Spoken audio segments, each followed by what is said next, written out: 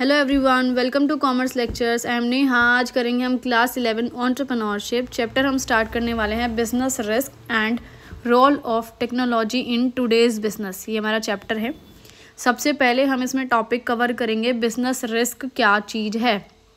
Business risk means the chance of incurring losses due to uncertainties which are beyond control. So business risk क्या चीज़ है यहाँ पे कि आपको कभी भी लॉस हो सकता है। ठीक है, चांसेस हैं भाई, हो भी सकता है भाई, बिजनेस है, बिजनेस में लॉस हो सकता है, बिल्कुल हो सकता है। किसकी वजह से? किसी भी अनसर्टेनिटी की वजह से, किसी भी दुर्घटना की वजह से जिसके बारे में हमको पता नहीं है या आइडिया नहीं है। जैसे कि हमारी फैक्ट्री में आग लग जाए या चोरी हो जाए, हमें थोड़ा ना पता है कि हमारे फैक्ट्री में कल आग लग जाएगी। भाई कभी भी कुछ भी हो सकता है। विच आर बियॉन्ड कंट्रोल का मतलब है जो हमारे कंट्रोल में नहीं है। अब रातों रात कुछ ऐसा हो जाए यार कि फैक्ट्री में चोरी हो जाए, हमारे कंट्रोल में थोड़ा ना ये चीज़। जिसको चोर को चोरी करनी है वो करके ले ही जाएगा, चाहे वो बंदूक दिखा के लेके जाए या आग लग जाए फैक्ट्री में। हम थोड़ा ना उसको जाके रोक सकते हैं, हमें क्या पता, हम तो अपने घर में सो रहे हैं और जाके फैक्ट्री में रात को आग लग गई है ना। तो ऐसा चांस कि कभी भी लॉस या कुछ घाटा हो जाए उसको बोलते हैं बिजनेस रिस्क। अब बिजनेस रिस्क जो हैं आपके दो टाइप के होते हैं। सबसे पहला है इंश्योरेबल रिस्क। क्या है ये? इंश्योरेबल इंश्योरेंस वर्ड से बना है। ठीक है। Risk which can be forecasted and their probability can be determined. So वो रिस्क जिन्हें हम फोरकास्ट कर सकते हैं, जिनके बारे में हम पता लगा सकते हैं कि हाँ भाई ये हो सकती हैं, थोड़ा आइडिया सा हमें होता है।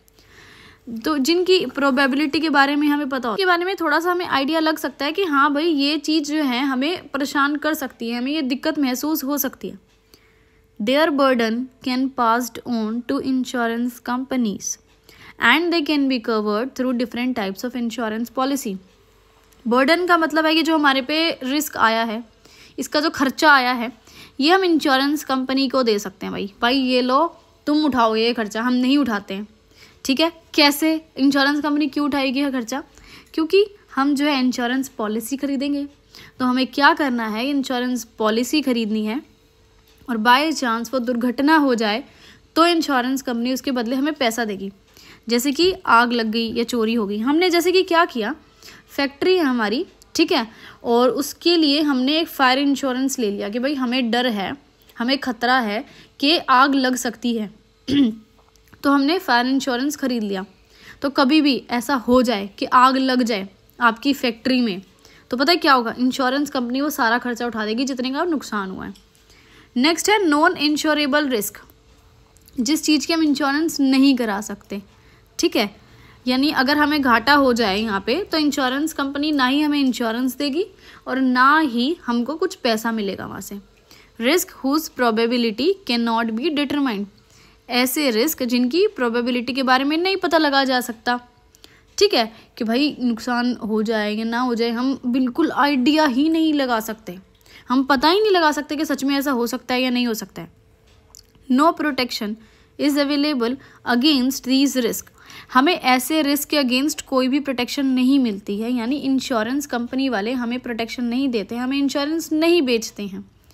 Burden of these risk fall on entrepreneur himself, और इन रिस्क का जो बर्डन होता है वो एंटरप्रेन्योर को खुद झेलना पड़ता है। एग्जाम्पल बताती हूँ, बहुत अच्छे से क्लियर हो जाएगा। जैसे loss due to fall in demand, आपका प्रोडक्ट बहुत अच्छा खासा बिक रहा था, सपोज 1 लाख पैकेट एक दिन में बिक रहे हैं, लेकिन डिमांड गिर गई एकदम से, कहाँ 1 लाख बिक रहे थे, कहाँ 10,000 भी पैकेट नहीं बिक रहे हैं। लॉस हो गया, आपको घाटा हो गया। तो अब ये रिस्क आप ही को झेलना पड़ेगा, इंश्योरेंस कंपनी इसमें कुछ नहीं करेगी और ना ही इसके अगेंस्ट इंश्योरेंस देगी। ठीक है, सारा खर्चा, सारी जो लॉस है वो आप ही के ऊपर आएगी। तो ये होगा नॉन इंश्योरेबल रिस्क।